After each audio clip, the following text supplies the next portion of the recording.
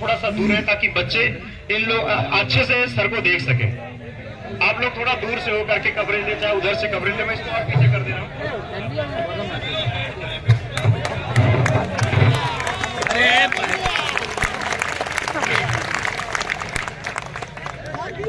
इनकलाब जिंदाबाद, इनकलाब जिंदाबाद, इनकलाब जिंदाबाद।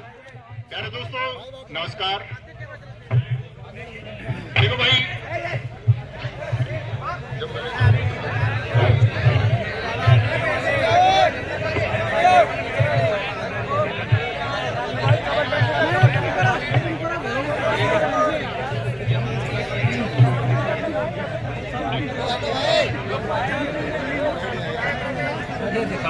एक बार सारे साथी अपने दोनों हाथ उठा के बता देंगे कि मेरी आवाज पिछली पंक्ति तक भी पहुंच रही है।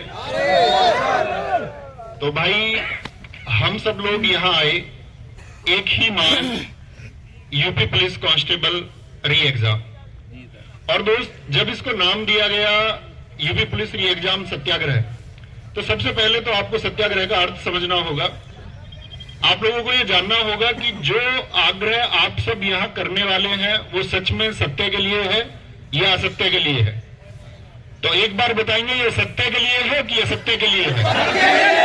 तो सत्य के लिए आग्रह है, तो इसका मतलब है सत्याग्रह कोई भी हो उसको चलाने के लिए एक बहुत अनुशासन की आवश्यकता है। कल भी मैंने लिखा कि किसी ने कहा क्या हजारों की लोग या हजारों की भीड़ भी पंक्तिबद्ध हो सकती है? तो हमने कहा हाँ हो सकती है। तो सबसे पहले तो इसका एक सर्वश्रेष्ठ नमूना हम यही दिखाएंगे कि अभी आपके सामने जो पहला छात्र बैठा हुआ है उसके पीछे सब पंक्तिबद्ध हो जाएंगे, पहले छात्र के पीछे, ताकि बीच में एक पंक्ति रहे कि आपको किसी को पीछे से निकल के आगे आना है तो वो आगे आ पाए, और आगे से निकल के किसी को पीछे जाना है तो वो जा पाए।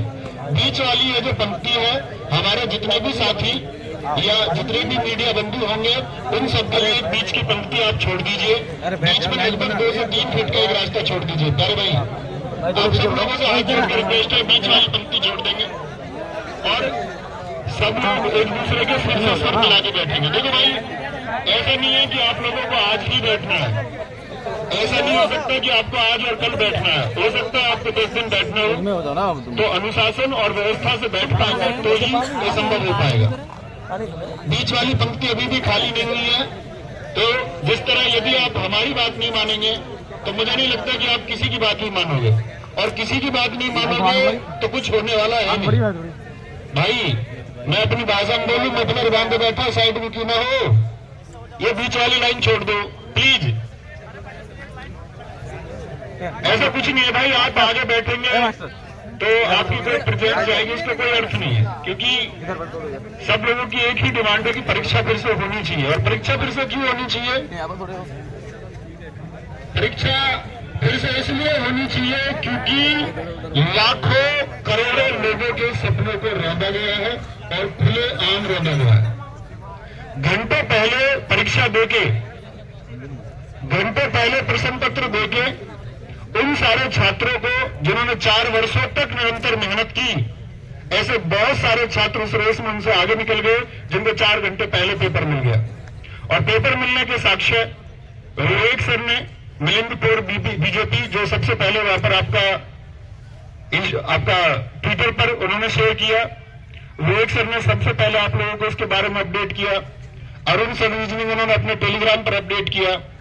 तो ये सब साक्ष्य हैं और ये बात आप सब लोग जानते होंगे, और गवर्नमेंट को, मीडिया को भी जानने का प्रयास करना चाहिए कि यूपी कांस्टेबल के अभ्यर्थी तो छोड़िए, ये पेपर मिठाई की तरह उन सबके पास भी पहुंचा है जिन्होंने यूपी पुलिस के लिए अप्लाई तक नहीं किया। मानते हैं इस बात को? ये पेपर हम पढ़ाने वाले अध्यापकों तक भी पहुंचा है और गांव देहात के एक अनपढ़ व्यक्ति तक भी ये पेपर पहुंचा है जिसका पेपर से कोई वास्ता नहीं। तो ये मांग साथी या किसी भी प्रकार का लॉलीपॉप या किसी भी प्रकार का बहाना मेरे द्वारा, अन्य किसी के द्वारा, या कोई एक झूठा आश्वासन आपको बीच में, आपके इस संघर्ष के रास्ते के बीच में यदि दिया जाता है तो आप क्या उस लॉलीपॉप को स्वीकार करेंगे? नहीं। हमको इसके लिए मांग तब तक बरकरार रखनी है जब तक एक ऑफिशियल स्टेटमेंट आपका भर्ती बोर्ड की साइट पर या गवर्नमेंट के द्वारा या किसी जो पीठासीन व्यक्ति है उनके द्वारा कोई स्टेटमेंट आए और एक आश्वासन दिया जाए कि हाँ, ये मानना पड़ेगा कि भर्ती में धांधली हुई है, और धांधली नहीं, ये अत्याचार हुआ है। एक छात्र जिसके सपने हैं, हर अध्यापक वर्ग जिसके सपने हैं, किसी भी अध्यापक का भविष्य भी, और मैं उन सारे साथियों से भी आह्वान करूंगा जो यहां मौजूद नहीं है, साथी अध्यापक, हम सबका भविष्य इन बच्चों के भविष्य से सीधा प्रत्यक्ष रूप से जुड़ा होता है। बच्चे जितना ज्यादा कामयाब होंगे, अध्यापक उतना ज्यादा कामयाब होगा। बच्चे कामयाब नहीं होंगे, अध्यापक कामयाब नहीं होंगे। तो आप सब प्लीज इन बच्चों के जो आंसू हैं, जो इनका दर्द है, जो सपने इन्होंने देखे, कोई धनाढ्य व्यक्ति यूपी पुलिस कांस्टेबल में भर्ती होने का सपना नहीं देख सकता। सरकार जानती है, हर एक शिक्षित वर्ग का व्यक्ति जानता है कि यह सपना निम्न वर्ग के छात्रों और अधिकतर निम्न वर्ग के छात्रों और बहुमुश्किल मध्यम वर्ग के कुछ छात्रों के द्वारा यह सपना देखा गया कि हां, इस बार हम कुछ करके जाएंगे।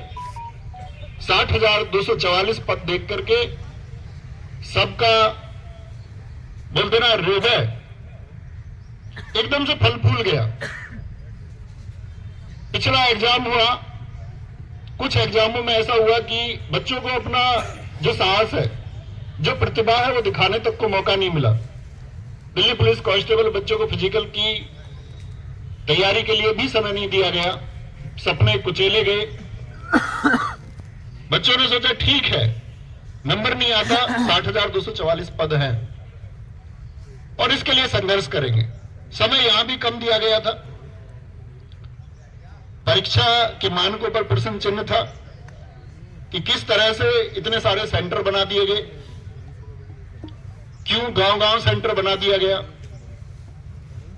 लेकिन परीक्षा हुई और सेंटर में आप सब लोगों ने देखा होगा कि शिकायतें ना के बराबर हैं। लेकिन अगर इतनी चाक चौबंद व्यवस्था के बाद भी पेपर उस एक पिछली पंक्ति में बैठे हुए उस व्यक्ति तक भी पहुंच जाता है जिसका परीक्षा से कोई सरोकार नहीं है, तो धिक्कार है ऐसी व्यवस्था पर। और बाकी धिक्कार है ऐसी व्यवस्था पर जिस पर या जिसमें इन करोड़ों सपनों को कुचला जाता है। करोड़ों सपने कहने से मेरा मतलब यह है कि निम्न वर्ग में एक नौकरी वरदान होती है और निम्न वर्ग के जितने भी सदस्य हो उन सबकी आस जुड़ी हुई होती है कि एक नौकरी पाएंगे तो घर की जिम्मेदारी, बहन की शादी हो, पिता का कर्जा हो, अपने आगे आने वाले भविष्य का सवाल हो, वो सब निर्मित होंगे और हम कुछ अच्छा करके जाएंगे। बहुत अथक परिश्रम करने के बाद भी ऐसे साथी जो 120, 125 क्वेश्चन तक पहुंच रहे हैं, जिन्होंने वर्षों तक निरंतर मेहनत की है, घंटों मेहनत की है, और 4 वर्षों की तुलना 4 घंटे से कर दी जाती है और 4 घंटे जो पेपर दे के आता है उसके क्वेश्चन है 147, 145, 144। एक मीडिया बंधु, और शर्म आनी चाहिए, मैंने देखा एक मेरे जैसी व्हाइट जैकेट पहने हुए, आप सबने भी देखा होगा, एक पत्रकार को, उसने कहा है कि जी, एक प्रश्न किया कि जिस ग्रुप में ये पेपर शेयर हुआ कितने लोगों ने उसको सीन किया। क्या ये मूर्खता से भरा सवाल नहीं है? क्या ये मूर्खता से भरा सवाल नहीं है? इस बात की क्या गारंटी है? ऐसा कौन सा उपकरण है इस आईटी सेल के पास जो ये बता दे कि ये जो प्रश्न पत्र है सीन होने के बाद कितनी जगह शेयर किया गया है, इस बात की कोई गारंटी नहीं है, ना ऐसा कोई माध्यम है कि कितनी जगह शेयर हुआ। क्या वह लाखों छात्रों तक शेयर नहीं किया गया? क्या 18 की सेकंड शिफ्ट का पेपर पाने वाले छात्र, सबसे पहले तो साइड में जो खड़े हैं और जो पीछे साथी खड़े हैं, देखो अगर हम लोग सभी लोग बैठ जाएंगे तो कितने अच्छे लगेंगे। देखो अगर तुम यहाँ से कुछ लेकर जाना चाहते हो तो सबसे ज्यादा तुम्हारे अंदर होना चाहिए धीरज, धैर्य, मतलब किसी भी चीज को सहने की शक्ति। बैठ जाओ या बहुत देर खड़ा होना पड़ेगा, थक जाओगे। नहीं तुम बैठते क्यों नहीं, तुम्हें अलग से रूम क्या भाई क्यों डिस्टर्ब कर रहे हो? अगर तुम सब, मैं आप सभी से भी कहूंगा जो मीडिया पर्सनों ने छोड़कर कोशिश करें जहां जगह मिले बैठ जाए, क्योंकि ये बहुत ज्यादा मतलब एक वो हो जा रहा है, क्या बोलते हैं उससे, अव्यवस्था। फिर एक एक करके बच्चों से बात कहने का मौका मिलेगा, सब अपनी अपनी बात कहिएगा। जैसे प्रिय नवीन सर ने बहुत अच्छे से आप सभी को समझाया कि आपको अपनी जो मांग है वो किसी भी हालत में, हमें से कोई गिरफ्तार हो, कुछ हो, हमें पुलिस गोली मार दे, लाठी चला दे, हम सब जानते हैं वो इस अनुच्छेद 19 के तहत अपने संविधान में दिए गए मौलिक अधिकार का प्रयोग कर रहे हैं। बहुत ही कोई ना कोई जाम लगा रहे, ना कोई किसी को डिस्टर्ब कर रहे, तो हम अपनी जगह बिल्कुल नैतिक रूप से ठीक है। ये बिल्कुल हमारे सत्य के लिए ही आग्रह है, एकदम सत्याग्रह, हम लोग किसी को डिस्टर्ब नहीं कर रहे। तो सबसे पहले आपको अपने अंदर थोड़ी सी मतलब एकदम होते ना कि सुकून में बैठ जाओ आराम से, खूब बढ़िया अपनी मांग आपको अगर लगती होगी इतनी आसानी से मिल जाएगी। इतनी आसानी से मिलनी होती तो 4 दिन से मैं लाखों ट्वीट किए, मिल जाती। लाखों बच्चे एमपीएमएलए के पास गए, मिल जाती नहीं। एक सबूत हो तो अलग बात है, हजारों सबूत, पेपर भी इस तरह से लीक हुआ 4-4, 5-5 आंसर की, एक पूरा हाथ से लिखा हुआ ABCD साइड। कभी तुमने किसी पेपर लीकर को 4 ऑप्शन से मतलब देखा है? कोई भी मतलब क्या सोचता है, समय कम होता है कि केवल थोड़ा उत्तर मिल जाए, थोड़ा प्रश्न मिल जाए। ज्यादातर तो उत्तर से मतलब रहता है। उत्तर वाली कुंजी भी वायरल हुई, पूरा पेपर भी वायरल हुआ, और परीक्षा से कई घंटे पहले। तो ऐसा जो एक अनुभव कह सकते हो, या ऐसा जो पहली बार हुआ, और जितने गरीब बच्चे उत्तर प्रदेश पुलिस के लिए 5-6 साल से तैयारी करते हुए इस एग्जाम को दिए हैं, मतलब ये तो ये समझ में नहीं आ रहा सरकार उनके साथ क्यों अन्याय करती है। पहले चलो अमीर के साथ सरकार ने थोड़ा बहुत किया, अमीर है झेल लेगा, ये तो पहले से मरे हुए। किसी के घर में 2 वक्त की सही से रोटी नहीं है, घर में लोग बीमार हैं, सही से उनको अस्पताल इलाज कराने के पैसे नहीं है। सोचा चलो 5-6 साल बाद अच्छी संख्या में भर्ती आई है, एग्जाम देंगे, सरकारी नौकरी मिली, 4 पैसे होंगे, घर वालों को इलाज करा लेंगे, अपने 4 काम कर लेंगे। उन्हीं बच्चों के सपनों को मतलब क्यों रोकना चाह रहे, मेरी तो समझ से बाहर है। ऐसा नहीं कि सबूत सबको दिखाई नहीं दे रहे। ये बात याद रखिएगा, मीडिया तभी कोई बात उठाती है, बड़ी मीडिया, जब उसको कोई चीज मजबूत लगती है, ठोस लगती है। लेकिन मीडिया भी क्या है, अब जानती देश की, वो भी उतनी स्वतंत्र और उतनी तरीके से करती तो हम लोगों को क्या बैठने की जरूरत होती नहीं। तो हम तो यहाँ पर बहुत ही मजबूरी में आए, इसलिए मैं इसको कहता हूं कि ये शौक नहीं मजबूरी है, ये शौक नहीं मजबूरी है, ये शौक नहीं मजबूरी है। ये बीच वाले सीएम ऑफिस यहाँ से कुछ ही किलोमीटर है, वहां जानी चाहिए।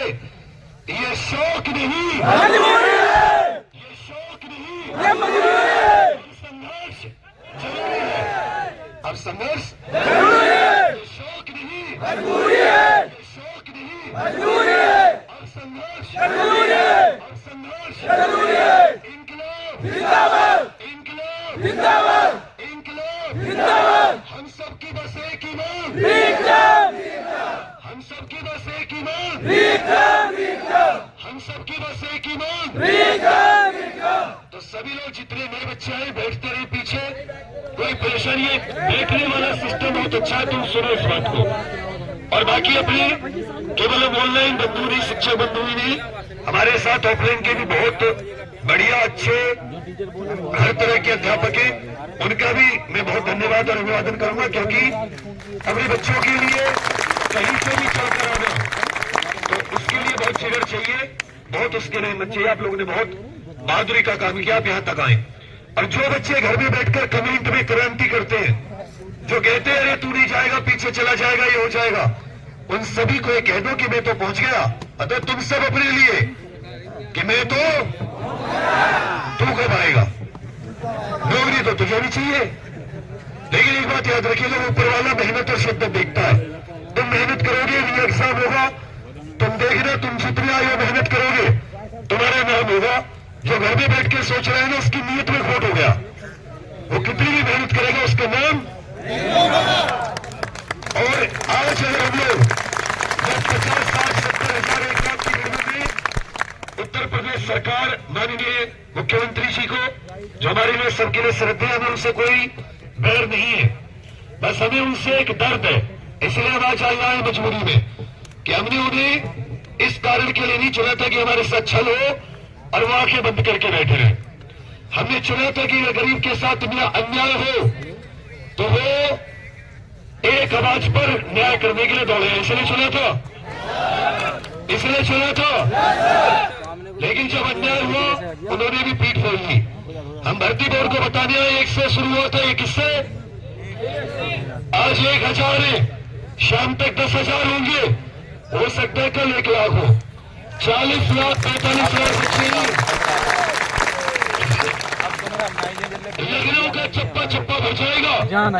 45 लाख बच्चों को संभालने की जगह नहीं होगी। और हम चाहते हैं कि व्यवस्था न बदले, व्यवस्था न बिगड़े, सरकारी व्यवस्था को कोई परेशानी न हो। हमारी मांग पे बहुत ही गंभीरता से गौर किया जाए और जल्द से जल्द री एग्जाम की नोटिफिकेशन भर्ती बोर्ड अपनी वेबसाइट पर निकाले, हम अपनी तैयारी पे जाके लगे। एक बार सभी लोग फिर से, हम सबकी बस एक ही मांग। देखो, प्रत्येक बच्चे के दिल और मुख दोनों से आवाज आनी चाहिए। हम सबकी बस एक ही मांग, हम सबकी बस एक ही मांग, हम सबकी बस एक ही मांग, हम सबकी बस एक ही मांग। प्रशासन के, पुलिस के सभी वरिष्ठ अधिकारी जितने भी मौजूद हैं, मैं उन सबको भी, समस्त विद्यार्थी और शिक्षकों की तरफ से कहना चाहूंगा, हमारी तरफ से आपको कोई परेशान होने की जरूरत नहीं है। आपने ऐसे आंदोलन सुने भी नहीं होंगे जैसा हम लोग शांतिपूर्ण तरीके से करेंगे। इस बात पर आपको आपत्ति तो नहीं है? आपके बिना पे मैं गारंटी ले लूं, हम सबका सर झुकने तो नहीं दोगे, एकदम शांतिपूर्ण। एक आपसे कोई आवाज नहीं आएगी। हम बहुत अपने दर्द को बयान करने माननीय मुख्यमंत्री जी से आए, क्योंकि भर्ती बोर्ड तो भ्रष्ट हो चुका है। उत्तर प्रदेश पुलिस भर्ती बोर्ड पूरी तरह भ्रष्ट है। हम क्या डिमांड कर रहे हैं? सिर्फ अपने, हमें न्याय मिल जाए। एक भर्ती होती है, 4-5 साल हम लोग अपनी तैयारी करते हैं, क्या इसी दिन के लिए हम लोग तैयारी करते हैं? अगर जितनी कड़ी निगाह हमारे ऊपर है, अगर इतनी कड़ी निगाह पेपर लीक कराने वाले लोगों पर हो तो शायद हम लोग यहाँ उपस्थित नहीं होते। हमें यहाँ ना नहीं पड़ता। सिर्फ क्या है कि हमें बच्चों को बताया जाए कि आपके ऊपर अपराध हो सकता है, मुकदमा दर्ज हो सकता है। ये हमें इस भारत के महान लोकतंत्र में, भारत का एक लोकतंत्र जो महान लोकतंत्र में गिना जाता है और है भी, मैं मानता हूँ मेरा जो राष्ट्र है दुनिया का सबसे महान राष्ट्र है, लेकिन इसमें भी हमें अपनी आवाज, एक सच्चाई के लिए इतना ज्यादा प्रोटेस्ट भी करना पड़ता है, इतना ज्यादा आवाज उठानी पड़ती है। मैं डिस्ट्रिक्ट सहारनपुर से आया हूँ, उत्तर प्रदेश का सबसे उत्तरी जिला है, मैं वहां से चल करके आया हूँ। और मुझे भी पता, बहुत लोग घर बैठे देख रहे होंगे, क्या सोच रहे हैं कि बस वे चले जाएंगे, हमारा काम हो जाएगा, हम क्या करें जा करके, हमें तो वहां काम में शादी में जाना है। मैं भी अपने भाई की शादी छोड़ करके आया हूँ, 4-5 दिन में कर दिया, लेकिन बात है हमारी सबकी अगला रही है। तो प्रिय बंधु जो मुझे सुन रहे हैं, वे सब लोग भी आ जाइएगा और सभी से हाथ जोड़कर एक ही अपील है, सिर्फ हमारी एक ही मांग है। क्या मांग है मेरे भाइयों? री एग्जाम, री एग्जाम, री एग्जाम, री एग्जाम। बाकी सभी टीचर्स का बहुत बहुत धन्यवाद, आप सभी का बहुत बहुत धन्यवाद जो हमारे लिए आवाज नहीं उठा रहे हैं। दोस्तों, ये लड़ाई किसी एक टीचर की नहीं है, ये लड़ाई हम सबकी है और हमें खुद लड़नी पड़ेगी।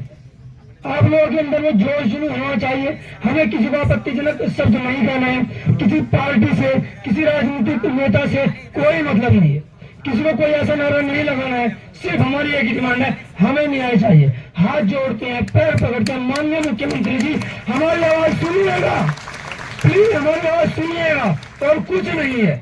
हम जो आज यहाँ आए हुए अपने घरों से भूखे प्यासे, नहाए नहीं धोए, पता नहीं कैसे कैसे, और ये भी नहीं पता ये अनिश्चितकालीन है, कब तक हमें यहाँ रहना पड़ जाए। तो सिर्फ और सिर्फ एक ही आवाज है मेरी, हाथ जोड़ करके कि हमने री एग्जाम शांतिपूर्वक तरीके से हमें हमारा री एग्जाम सही। तो इसी के साथ मैं अपने शब्दों को विराम देता हूँ। भारत माता की, भारत माता की। हम क्या चाहते हैं, हम क्या चाहते हैं, हमें इंसाफ चाहिए, हमें इंसाफ चाहिए। धन्यवाद दोस्तों, धन्यवाद।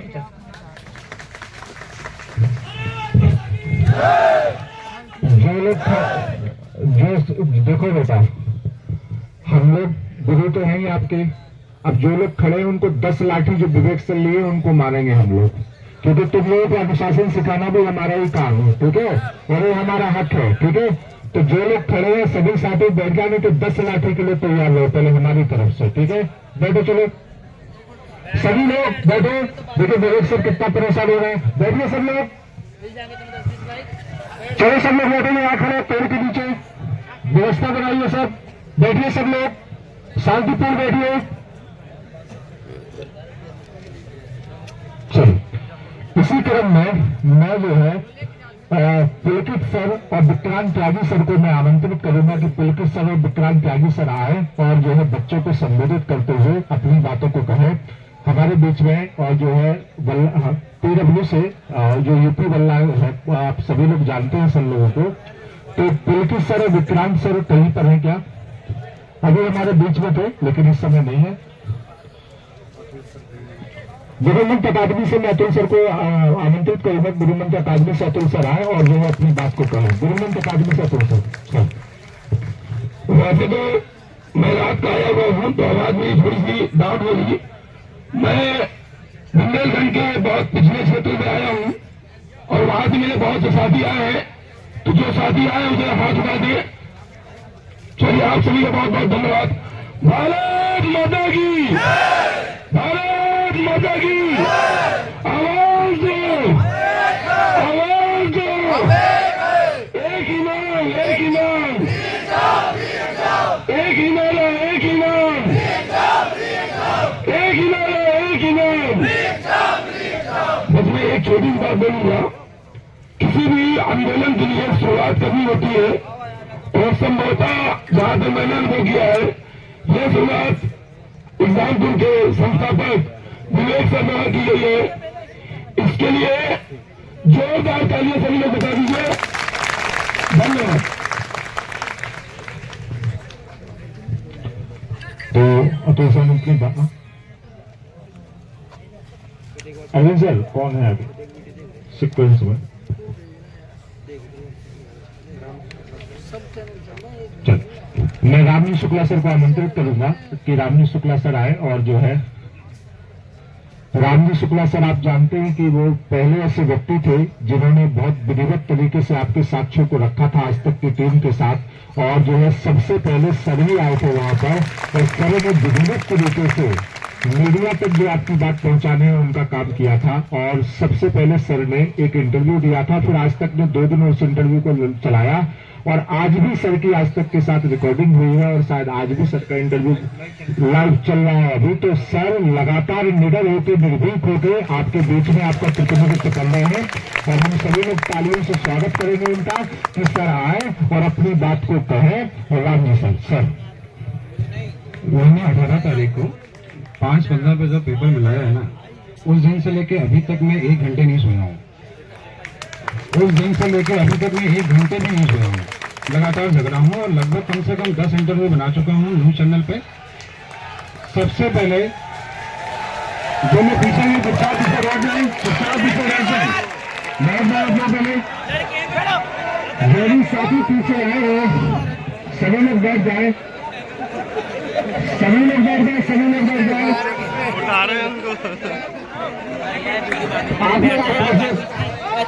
आगे देखिए आप लोग बैठ जाओ, बैठते जाओ बेटा, बैठते जाओ सभी लोग, बैठ जाओ सभी लोग, बैठ जाओ। विवेक सर पहले लाठी मार दीजिए, बैठ जाओ। कृपया फोटो ना खींचे, बहुत मौका मिलेगा आप सबसे अनुरोध है, बहुत भीड़ है, कृपया थोड़ा सा अनुशासन बनाए रखें। सभी सदस्य बैठ जाए, सही लोग बैठ जाए और ध्यान से जो है श्री राम सर की बात को सुने। पीछे अरे भैया बैठ जा भाई, बैठ जा। हाँ, आप ही को संबोधित करना हो अलग से, बैठ जा भाई, पीछे बैठो। गुलाबी साइड बैठ जा भाई। चलो अब आप सभी लोग बहुत ध्यानपूर्वक तरीके से सर की बात को सुने। सर जो बात आपसे कह रहे हैं, श्री राम सर। 5:15 बजे मेरे घर के बगल में सेंटर था, मैंने वहाँ पे जब पेपर मिलाया तो उसके बाद से मुझे नींद चली गई मेरी, और 6 बजे मैंने पहला इंटरव्यू दे दिया एक न्यूज चैनल को कि पेपर आपका आउट हो गया है। न्यूज चैनल बिल्कुल नहीं माना, उसने बिल्कुल नहीं छापा। फिर मैं अपने क्षेत्र में जितने विधायक हैं, सांसद हैं, सबके पास गया और विद्यार्थी बन के गया, मतलब बैग टांग के सीधे ऐसा बाइक पे निकला और विद्यार्थी बन के गया, सर ऐसा हुआ है। किसी ने मेरी बात नहीं सुनी, लेकिन फिर एक वीडियो मैंने बनाया और सीधे सुधीर चौधरी सर को ट्वीट किया और उनसे बात की मैंने, तो उन्होंने मेरा इंटरव्यू एक कंडक्ट कराया और मेरा इंटरव्यू हुआ। और पहला इंटरव्यू जो आज तक चला, जो आपका ब्लैक एंड व्हाइट शो चलता है, उसमें मेरा इंटरव्यू चला। उसके बाद मैंने कुछ साक्ष्य दिया। कल एक टीचर के साथ जो घटना हुई थी उसमें दिखाया उन्होंने अमरोहा में, मैंने उस टीचर के खिलाफ जो कार्रवाई की गई है उसके लिए उनसे सरकार से निवेदन किया, एक वीडियो फिर से बनाया है। और सबसे धन्यवाद करता चाहूंगा मैं, जो कृष्णनगर थाने में एफआईआर दर्ज हुई है, सबके पास वायरल है, तो जो सब इंस्पेक्टर साहब है उनका धन्यवाद करना चाहूंगा जिन्होंने रिपोर्ट लिखी है, क्योंकि वो जो गवाही है ना, वो गवाही आप कोर्ट में झुटला नहीं सकते। वो गवाही सबसे पक्की गवाही है। आज मैंने उस गवाही पे और उस टीचर को धन्यवाद बोला है, और उसको मैंने क्या किया है, उसको जो कार्रवाई उस पर हुई है उस पर हटाने की मैंने योगी सरकार से मांग भी की है। आज का वीडियो मेरा थोड़ा सा भर्ती बोर्ड के खिलाफ और सरकार के खिलाफ बनाया है, पहली बार मैं ऐसा गया हूँ सरकार के खिलाफ। आज का वीडियो मैंने बनाया, ये शाम का लाइव होगा। अभी एक वीडियो मेरा यूपी तक चल रहा है, एक चैनल है यूपी तक, उत्तर प्रदेश का न्यूज चैनल, जिसपे मेरा अभी लाइव चल रहा है, आप लोग देख सकते हैं। अभी मेरा लाइव चल रहा है, मैं वीडियो को रात में बना के आया हूँ दोनों, आज तक तो शाम को आना है। तो आप सभी का बहुत बहुत धन्यवाद। आपकी अंतिम लाइव तक मैं आपके साथ हूँ। भर्ती प्रक्रिया कैंसिल होगी, ये 100% है। भर्ती प्रक्रिया कैंसिल होगी 100% है। अंतिम लाइव तक मैं आपके साथ हूँ। आप लोग में घंटे नहीं होंगे क्योंकि मैं ऑफलाइन टीचर हूँ, ऑनलाइन नहीं हूँ, लेकिन मैंने अपनी पूरी कोशिश की है कि प्रक्रिया कैंसिल हो। धन्यवाद।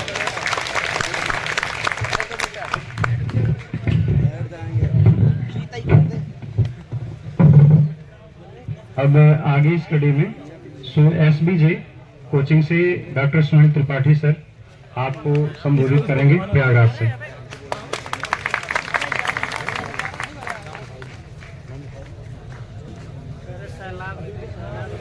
जो विद्यार्थी साइड में खड़े हैं सब लोग बैठ जाएं ना। जब भी कोई बोलने आए तो आप उनकी बातों को बहुत अच्छे तरीके से सुने, और जब नए विद्यार्थी शामिल होते हैं तो किसी तरीके से हूटिंग ना करें, क्योंकि बहुत बड़ा आंदोलन है। पेशेवर विद्यार्थी आप सब लोग यहाँ से हटे प्लीज, अनुशासन बनाए भाई, आपका कागज प्लीज हट जाए बैठ जाए, कोई खड़ा है पीछे भाई, जो भी लोग हैं बैठ जाए भाई, बैठ जाए सब लोग, जो पीछे लोग खड़े हुए प्लीज बैठ जाए। चलो आगे सुनील त्रिपाठी सर। नमस्कार। एक बार अपना उत्साह बनाने के लिए बोले वंदे भारत माता की। पहले तो सब लोगों ने बातें शुरू किया, और मैं तो सबसे पहले आपसे पूछूंगा, आप कौन हैं? Who are you? बताइए कौन है आप लोग? आप विद्यार्थी हैं, आप नौकरी करने के लिए संघर्ष कर रहे हैं, आप युवा हैं। आपको पता है दुनिया का सबसे युवा देश कौन सा है? उस भारत की सबसे युवा नौकरी कौन सी है? UP police. आप बताइए, सबसे कम एज की नौकरी यही है। और रही बात आंदोलन की, तो आंदोलन के बारे में जानते हैं आप लोग कि थोड़ा से आपने मूवमेंट किया, आपकी एज में रिलैक्सेशन 3 साल की हुई कि नहीं, बताइए। तो जहां आप बैठे हैं सामने आपने देखा होगा माननीय कांशीराम के बारे में लिखा गया, देखा आपने? इन्हीं माननीय कांशीराम ने कहा था, जिस कौम को क्रांति करना नहीं आता वो कौम कभी जिंदगी में अधिकार प्राप्त तो नहीं कर सकते है। साथियों, और एक बात, भूखे पेट कभी क्रांति नहीं होती है। तो भूखे पेट क्रांति का मतलब क्या हुआ? आपको अपनी इस आग को जलाए रखने के लिए अपने अंदर इच्छा शक्ति का प्रवाह बनाना होगा। ये इच्छा शक्ति क्या है? आप देखिए, शुरुआत किया गया, अभी 11 बजा नहीं, मेरे ख्याल से लगभग बज गया। देखिए जरा, तो अभी 11 नहीं बजा है, आपके आंदोलन की चरण तो शुरू ही नहीं हुआ है। इसके बावजूद रैली नहीं, ये रैला है, महाकुंभ का मेला है।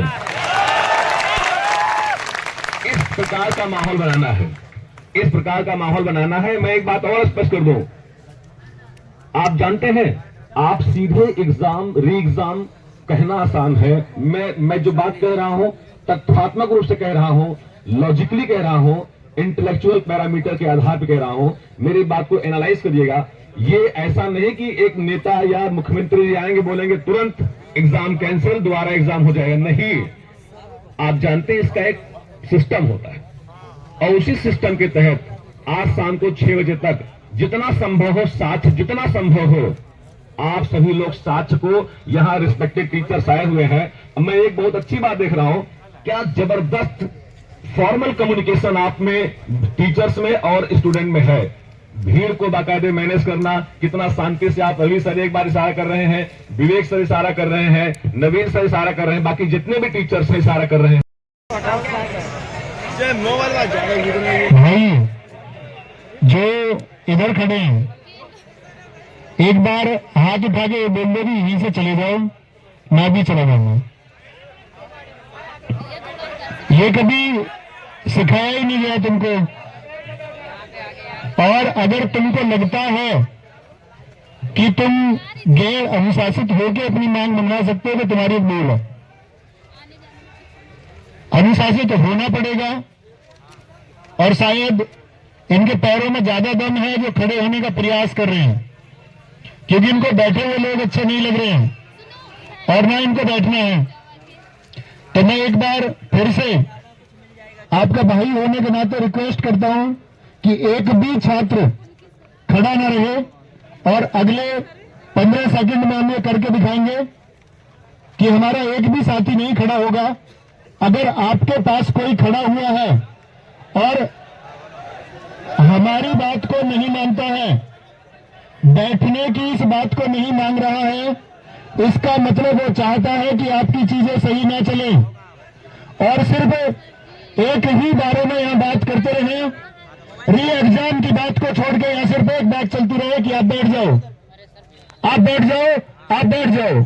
इन लोगों को इस बात से कोई मतलब नहीं है कि री एग्जाम की एक बात चलनी चाहिए और किसी भी गुरुजन को ये ना कहना पड़े कि बैठ जाइए। ये आपका मुद्दा भटकाने वाले लोग हो सकते हैं। ये 2 बजे यहां पर इन लोगों को लगता होगा कोई तमाशा है, इन लोगों को लगता होगा कि ये भीड़ नहीं है, ये लाखों करोड़ों घरों के जज्बात हैं जो कुचल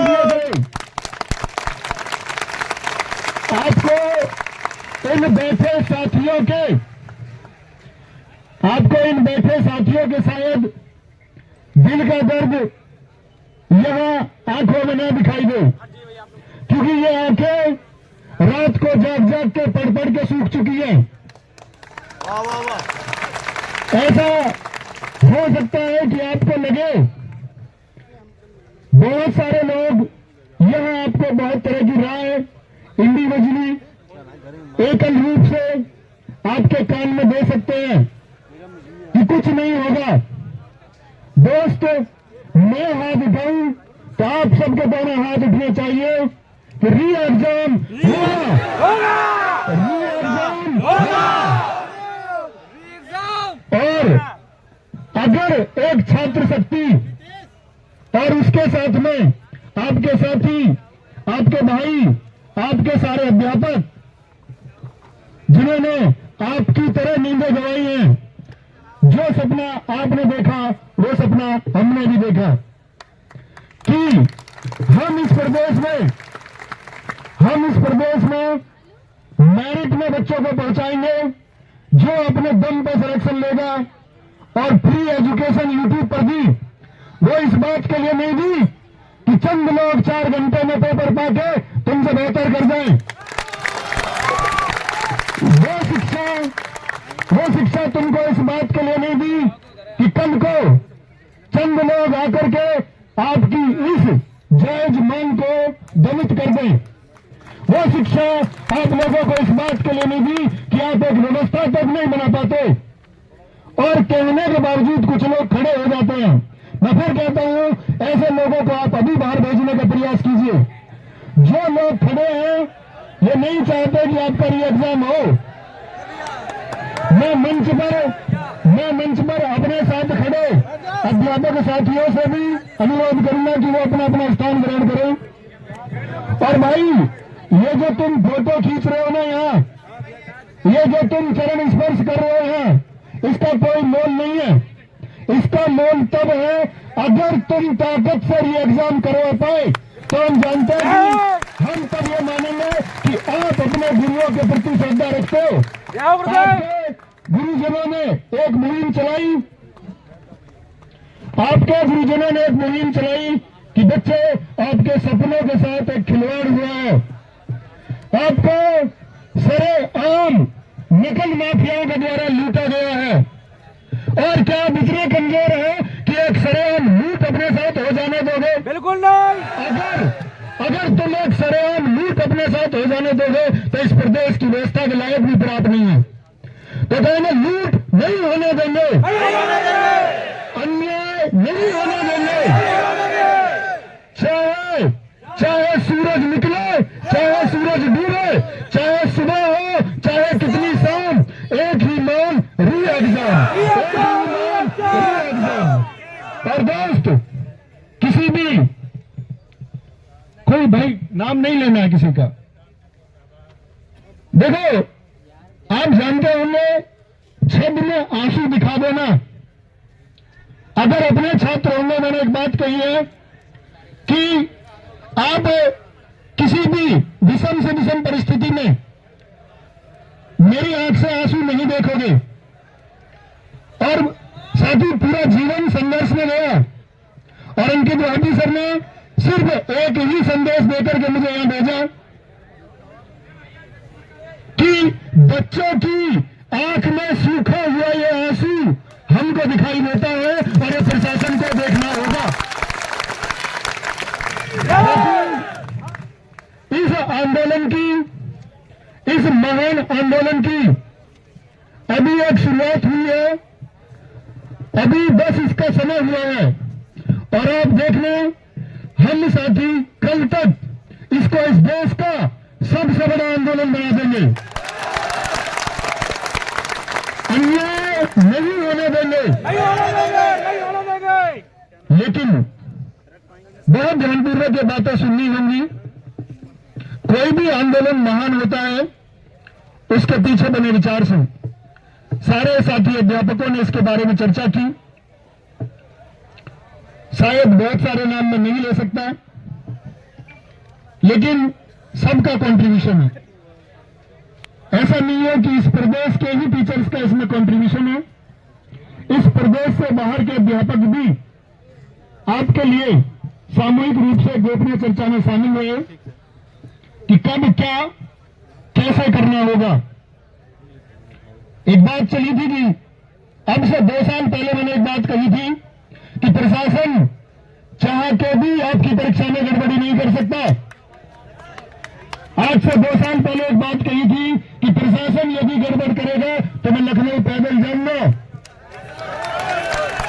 और उस पैदल आने को मैंने माना। हम पुलिस प्रशासन का बहुत सम्मान करते हैं। कल शायद आप भी इसके साथी होंगे, आप भी इसमें शामिल होंगे, तो आपको बहुत सारी चीजें फॉलो करनी पड़ेंगी। लेकिन पुलिस विभाग को यह भी समझना होगा कि इन बच्चों का आखिरी सपना यह है, अगर यह उम्मीद टूट गई तो इस उम्मीद के टूटने के पीछे तुम भी कहीं ना कहीं शामिल हो। इन निम्न वर्ग के, इन किसानों के, इन मजदूरों के, इन सपने देखती आंखों के गुनहगार तुम भी होगे। तो मैं पुलिस प्रशासन से भी उम्मीद करूंगा कि इन गरीब बच्चों के लिए आंतरिक संवेदनाएं रखी, मैंने आपको प्रशासन की बात सुननी होगी, लेकिन इनके लिए प्लीज थोड़ी सी संवेदनाएं, थोड़ी सी भावनाएं, जिनके सपनों को कुचला गया। क्योंकि आप सोचिए, जिस समय इस देश के किसी भी व्यक्ति, इस राज्य की किसी भी पुलिस ने वर्दी धारण की होगी तो एक मेहनत से वर्दी धारण की होगी, और उसके अंदर भावनाएं भी होंगी कि एक मेहनत का छात्र कितनी मेहनत करता है। और यदि भावनाएं नहीं है इन छात्रों को लेकर के, इन मासूम साथियों को लेकर के, प्रशासन के अंदर अगर थोड़ी भी संवेदना नहीं है, तो इसका मतलब होगा कि प्रशासन में भी इस धांधली की तरह शामिल हुए कुछ लोग उस समय भी भर्ती होंगे। तो प्रशासन से अपील है कि इन बच्चों के लिए आंतरिक भावनाएं बचा के रखें। क्योंकि आप सोचिए, इस प्रशासन में बैठा हुआ हर व्यक्ति सोचे, हर मंत्री सोचे, हर संतरी सोचे, हर एक पदाधिकारी सोचे कि अगर आपके सपने को कुचला जाता तो तुम्हें कैसा महसूस होता। इस छात्र को दोबारा परीक्षा देना यह अपने आप में एक दर्द की बात है, क्योंकि जिस हौसले से हम एक बार पढ़ते हैं, एक टारगेट के लिए पढ़ते हैं, और 45 दिन में हम इतने सारे विषयों की तैयारी कर जाते हैं, वो हौसला हम फिर से जुटाएं और फिर से खड़े हो, उसके लिए छात्र तैयार हो जाता है। छात्र के लिए ये बहुत कठिन, और मैं कहूं एक हृदय विदारक बात है कि हमको इतनी मेहनत के साथ ये परीक्षा दोबारा देनी होगी, लेकिन हम देंगे। We want re exam. तो मैं सभी लोगों को बोलना चाहता हूँ कि जब तक कोई भी लीगली आदेश नहीं आएगा तब तक हम लोग यही एक साथ बैठेंगे। बोलिए, क्या सुनने तैयार है?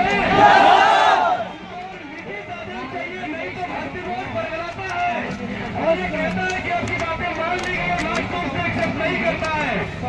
बोलिए, भारत माता की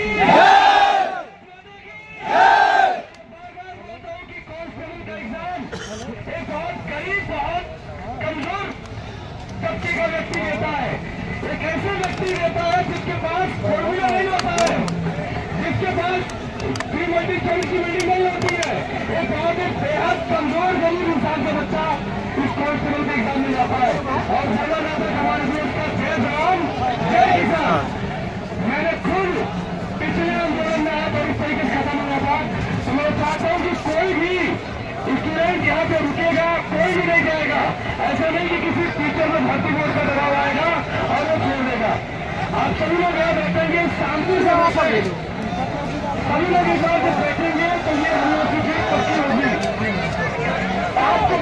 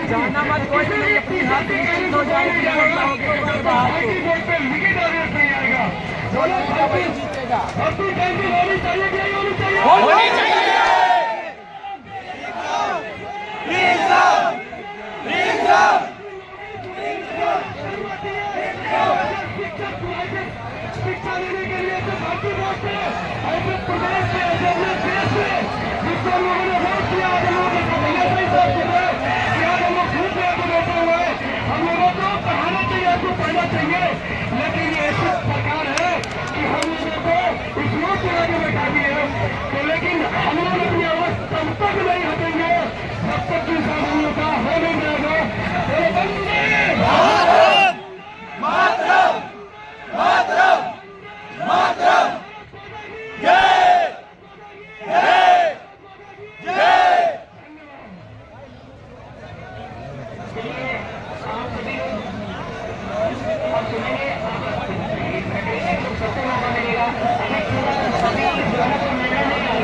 परेशान मत होइए, सभी जगह पर मौका मिलेगा।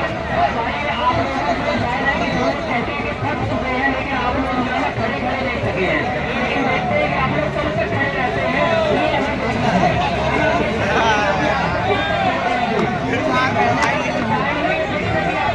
घंटे बाद चले जाना है। आपको यहाँ पे हो सकता है कि 2-4 दिन, 5 दिन, 1 महीने, कितने दिन तक आपको यहाँ पे खड़ा रहना पड़ सकता है, इसलिए आप लोग बैठ जाइए।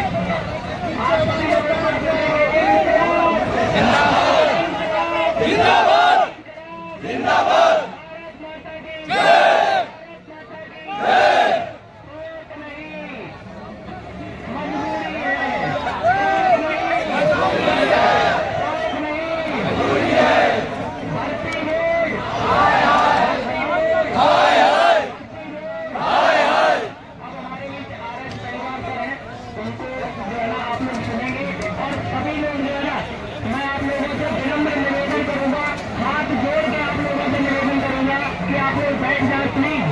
आप सभी भाई हमारे जितने खड़े हैं ना, अगर आप बैठ जाएंगे तो बहुत अच्छे लगेंगे। अगर आप बैठ के सुनेंगे ना तो बहुत सुंदर दिखेंगे वहां से। भाई इधर ये पेड़ के नीचे वाले जितने तुम छाव में खड़े हो ना, तुम्हें देख के सब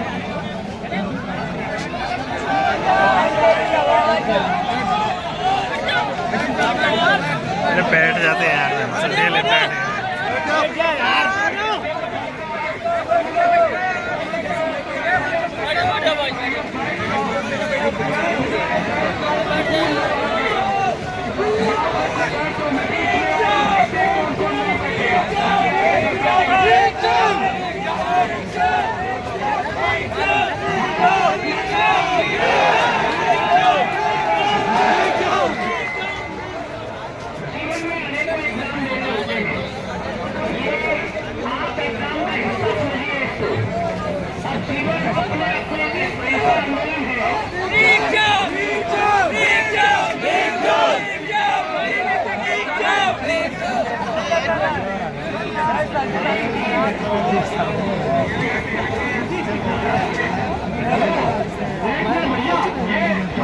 हमारी एकता आप लोग खत्म न करिए भैया, मैं दिक्कत हो जाएगी। बैठ जाओ भैया।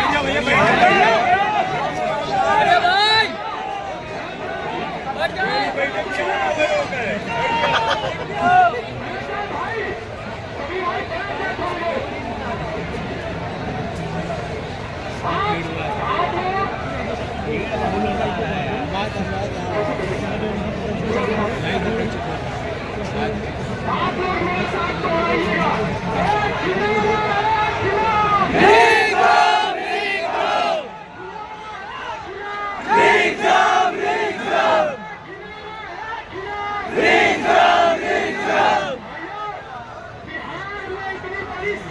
भर्ती हुई, 3 बार भर्ती हुई, फॉर्म निकला, भर्ती हो गई, ज्वाइनिंग हो गया। हमारे यूपी में भैया क्या हाल था?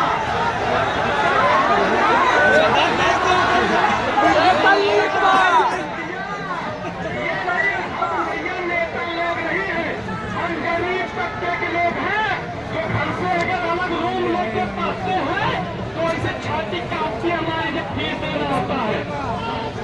मान रहे ना भैया, अलग खर्चा होता है, हम मैनेज करते हैं कि नहीं करते हैं? भैया उसके बाद 5 साल बाद जब भर्ती आती है तो ये लीक हो जाता पेपर। भैया देखिए, हमारा कलावा उतरा, देखिए निशान है इस पे ना, ये कलावा उतरा भैया मेरा। भैया ये पेपर कहाँ से बाहर आ जाता है? भर्ती है